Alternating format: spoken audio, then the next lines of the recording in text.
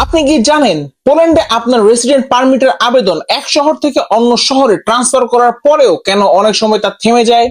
প্রথমত, document mismatch বা missing document. যদি পূর্বের শহরের অফিস কিছু প্রয়োজনীয় কাগজপত্র ঠিকভাবে ট্রান্সফার না করে বা আপনার জমা দেওয়া ফাইলে কিছু ডকুমেন্ট না থাকে, তাহলে নতুন শহরে অফিস আবেদন থামিয়ে রাখতে পারে। তাহলে আপনি জানবেন কিভাবে কোন ডকুমেন্ট মিসিং? এক্ষেত্রে অফিস থেকে সাধারণত চিঠি বা ইমেলের মাধ্যমে জানিয়ে দেওয়া হয়। আবার অনেকে ইনপোল অ্যাকাউন্টের মাধ্যমেও লগ ইন করে তাদের কেস স্ট্যাটাস বা রিকোয়েস্ট দেখতে পারেন। এছাড়া সরাসরি সংশ্লিষ্ট ভয়বোধা অফিসে গিয়েও ইনকোয়ারি করাও একটা ভালো উপায়। দ্বিতীয়ত, প্রসেসিং টাইম ও কেস ট্রান্সফার ডিলে। প্রতিটি শহরের অফিসের কাজের ধরন আলাদা, তাই সময়ও একটু বেশি লাগতে পারে। তৃতীয়ত, ঠিকানা সঠিকভাবে সিস্টেমে আপডেট না হলে ফাইল থেমে যেতে পারে। সর্বশেষ, লোকাল অফিসের প্রশাসনিক জটিলতাও বাধা হতে পারে।